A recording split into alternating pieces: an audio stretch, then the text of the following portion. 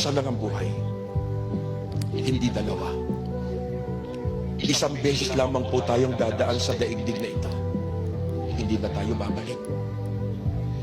Pero tiyakin mo na sa pagdaan mo sa mundong ito ay nagkaroon ng pitak sa puso mo si Kristo, sapagkat tinitiyak ko sa iyo,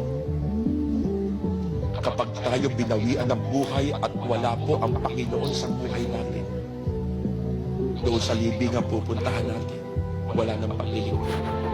Sa lang ang buhay, life is short, kapiraso lang. Mga kapatid, lahat tayo may haharapin after this candidate. Hebrew 9:27, itinakda ng Diyos sa isang tao ang minsan namatay.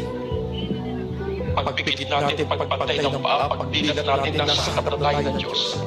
Ano mo ka iharap mo? Harap tayo sa Diyos face to face, eyes to eyes. Kung dito wala kang ginawa sa Panginoon, hindi ka naglingkod sa Diyos. Ano mo kaya harap natin sa Panginoon? Pipili tayo sa malaking halaga.